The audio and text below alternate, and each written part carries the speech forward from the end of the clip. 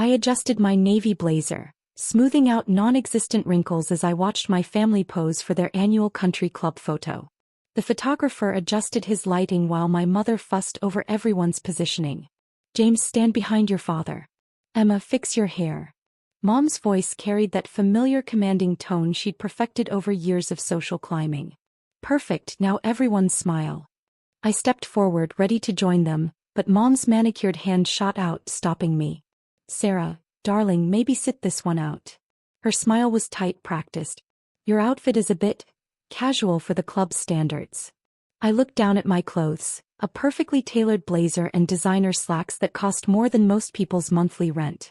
But of course it wasn't about the clothes. It never was. We need to maintain a certain image, she continued, lowering her voice. The Mercers and Vanderhoffs will see these photos. You understand, don't you? Behind her, my younger sister Emma smirked, adjusting her tennis bracelet, a gift from Mom for landing a junior associate position at Dad's law firm. My brother James simply looked away, uncomfortable but unwilling to speak up. Of course, Mother. I stepped back, watching as they arranged themselves into the perfect picture of success. The prestigious lawyer father, the social butterfly mother, the rising star son, and the beautiful daughter following in her father's footsteps. I wasn't part of that image. I never had been. Growing up, I was always the odd one out. While Emma and James attended private schools and elite summer camps, I chose public school and spent my summers working. When they joined Dad's firm straight out of law school, I struck out on my own, much to my parents' horror. A startup. Mom had practically choked when I told them my plans. Sarah, be reasonable. Your father has built a legacy at Anderson and Associates. You have a guaranteed position waiting for you. But I had different dreams. While they saw success as maintaining their position in society's upper echelons, I saw it as building something of my own. The photographer finished and my family dispersed. Emma immediately pulled out her phone, probably posting about another perfect day at the club. James headed toward the golf course, where he networked with potential clients. Sarah. Dad approached, his expression stern. Your mother and I have been talking. It's time you took your future seriously. The position at the firm is still open. I suppressed a smile. If only they knew. Actually, Dad, I wanted to talk to you about that. I'm hosting a business dinner next week.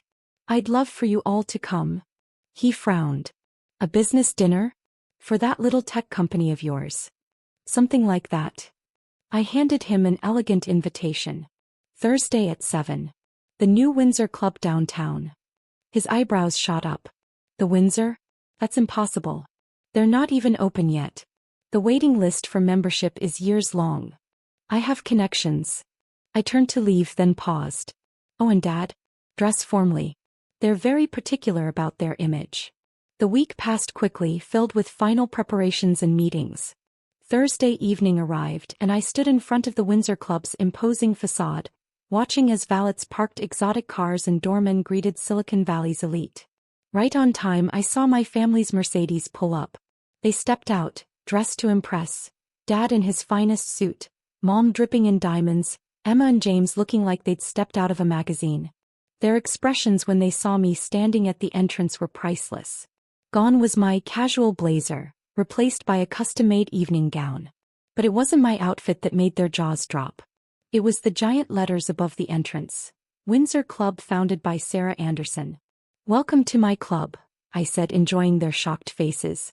Shall we discuss that position at the firm over dinner? The story of how I got here isn't simple. It started 5 years ago when I left my family's carefully planned path to forge my own. The story of how I got here began 5 years ago. Fresh out of college, instead of joining Anderson and Associates like my siblings, I took my trust fund, a mere fraction of what Emma and James received, and invested everything into a tech startup.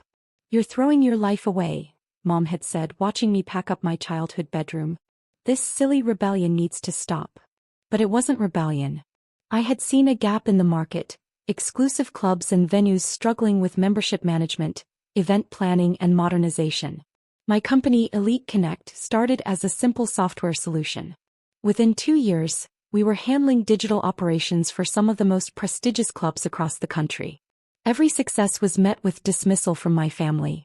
When we signed our first major client, Emma called it beginner's luck. When we expanded to 50 clubs, James suggested I sell while you're ahead. When we hit our first million in revenue, Dad said it was small change compared to his corporate cases. They never knew I was reinvesting everything, building something bigger. Elite Connect wasn't just software anymore. We were buying struggling clubs, modernizing them, and turning them into exclusive destinations for the new tech elite. The Windsor Club was my masterpiece. When the oldest country club in Silicon Valley faced bankruptcy, I bought it quietly through a holding company. No one, not even my family, knew I was behind the mysterious renovation that had the whole city talking. Now, watching them follow me through the club's marble lobby, their expressions shifted between awe and confusion. Mom's eyes darted around, noting the original artworks and crystal chandeliers.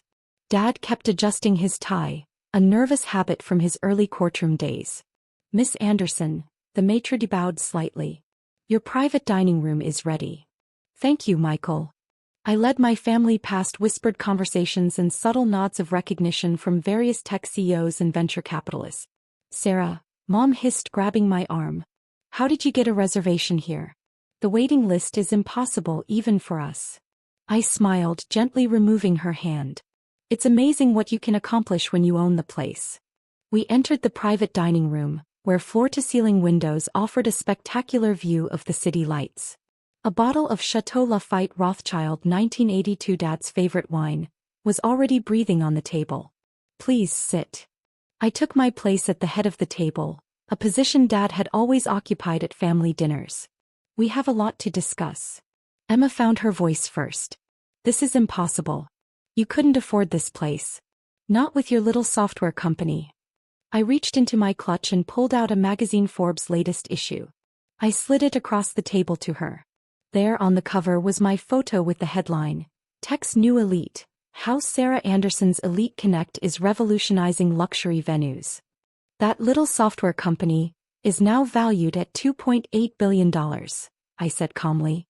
The Windsor Club is just one of 30 properties we own worldwide.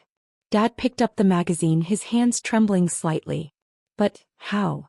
While you were all laughing at my hobby, I was building an empire. Those membership management systems you mocked? They're now the industry standard. That small client list? It includes every major luxury venue in the country. I poured myself a glass of wine, enjoying the weight of the moment. You know what's funny? All those years you pushed me to join the family business. But I didn't want to be part of someone else's legacy. I wanted to build my own. Mom's face had gone pale. Why didn't you tell us? Would you have listened? I asked. When have you ever listened to me? Even today, you pushed me out of a family photo because I didn't fit your image of success. The silence that followed was deafening. James stared at his plate. Emma clutched her phone like a lifeline, and Dad looked older suddenly, as if the weight of their mistakes had aged him years and minutes. A knock at the door interrupted the tension. Miss Anderson? The board members have arrived for the quarterly meeting. Thank you, I'll be right there. I stood, smoothing my dress. Please enjoy dinner. Everything's been arranged. Oh, and Mom? I paused at the door. About maintaining the right image? Don't worry. I made sure the photographer got your good side when you were turned away from your daughter at the club entrance. Those photos should pair nicely with tomorrow's press announcement about the Windsor's new ownership. I left them there, sitting in the house that my hobby built, surrounded by the success they'd never believed I could achieve. The night was still young and I had an empire to run. The next morning my phone exploded with notifications. The press release about the Windsor Club's ownership had gone viral, especially among Silicon Valley's elite circles. My PR team had done their job well, tastefully including that candid photo from yesterday, my mother's dismissive gesture caught perfectly as she pushed me away from the family photo. The headline read, Tech billionaire Sarah Anderson reveals ownership of prestigious Windsor Club. A story of innovation meets tradition. I sipped my coffee in my penthouse office, overlooking the city. The wall of windows offered a perfect view of the morning fog rolling over San Francisco's skyline. My assistant, Victoria, entered with the morning briefings. Your family has been trying to reach you, she said, placing a stack of reports on my desk. Your mother called 17 times, your father's office 12, and your sister. Well, she's been quite active on social media. I pulled up Emma's Instagram. Sure enough, she'd done a complete pivot. Her latest post showed the Forbes magazine cover, my cover, with a gushing caption. So proud of my amazing sister. Always knew she would do great things. Hashtag family first, hashtag girl boss, hashtag proud sister. I almost laughed. Just yesterday she'd been smirking at my exclusion from the family photo. Your brother sent an email, Victoria continued. He's requesting a meeting to discuss potential synergies between Anderson and Associates and Elite Connect. Of course he was. James had always been quick to spot opportunities. Decline politely, I said. Remind him that Elite Connect already has excellent legal representation. My phone buzzed again, Mom calling. This time I answered. Sarah, darling. Her voice dripped with honey now. We simply must talk about yesterday. Your father and I are hosting a dinner party this weekend. The Vanderhoffs, the Mercers, everyone will be there. You'll come, won't you? We need to present a united front. A united front? Kept my voice level. Like the one you presented yesterday at the club? Oh, sweetheart, you know I didn't mean anything by that. I was just caught up in the moment. If I'd known If you'd known I was rich? I cut her off. That's exactly the problem, Mom. Nothing's changed except now you know I have money. I'm still the same person you pushed aside yesterday. That's not fair, Sarah. We've always supported you. Really? Let's talk about support. I opened my desk drawer, pulling out a file I'd kept for just this moment. When I started Elite Connect, Dad told his clients not to invest in my risky venture. When I won my first industry award, Emma told everyone it was a participation trophy. When I bought my first struggling club and turned it around, James spread rumors that I was burning through my trust fund. Silence on the other end. But here's what really hurts, Mom. Last Christmas, when I tried to tell you about the Windsor Club acquisition, you cut me off to brag about Emma making junior partner. You didn't even let me finish speaking. I didn't realize. No, you didn't. Because you never listened. None of you did. A knock at my office door interrupted us. Victoria poked her head in. Your 9 a.m. is here. The Singapore investors. I nodded. Mom, I have to go. I have a business to run. Wait. What about the dinner party? I'm afraid I'm busy this weekend. I'm flying to Singapore to finalize our newest acquisition. Send my regards to the Vanderhoffs. I hung up, taking a moment to compose myself before meeting the investors. But my phone buzzed again, a text from Dad. Can we meet? Just us. Please. I stared at the message, remembering all the times I'd sought his approval, his understanding. All the times I'd been dismissed or redirected toward his vision of success. But something in the please made me pause. My father had never begged for anything in his life. Victoria, I called. Find an opening in my schedule. 1 hour, no more. The next day I sat in my office watching my father fidget in one of the visitor chairs. Gone was his usual commanding presence. Kicked, sold, tired. The Windsor Club, he finally said. That's why you asked about my favorite wine last Christmas. I nodded. I wanted to maintain certain traditions. The wine cellar, the old photographs in the library, even the original membership ledger from 1925. Some things shouldn't be lost just because they're old. But you changed so much too. The tech integration, the new member demographics. Balance, Dad. Respecting history while embracing the future. Isn't that what you taught me? He winced. I taught you a lot of things. Most of them wrong, it seems. The admission hung in the air between us. You know, he continued, I always wondered why you chose public school over Westbrook Academy. Now I understand. You wanted to build something on your own terms, not just inherit what was handed to you. I wanted to prove I could do it myself, I said softly. Without the Anderson name opening doors. Dad nodded slowly. And you did. God, Sarah, you really did.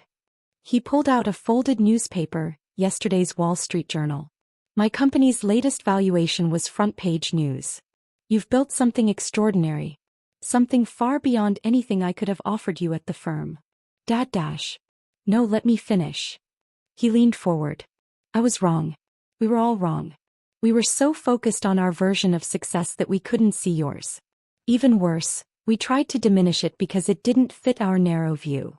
Tears pricked at my eyes, but I blinked them back. You hurt me, I said simply. All of you. I know. He reached for his briefcase, pulling out a thick envelope. That's why I brought this. Inside was a formal letter announcing his retirement from Anderson and Associates, effective immediately. I'm stepping down, he said. Letting James take over. But the firm, it's your life's work. It was. But maybe it's time for new blood, new ideas. He smiled sadly. You taught me that even if I was too stubborn to learn until now. He stood to leave, then paused at the door. That position at the firm.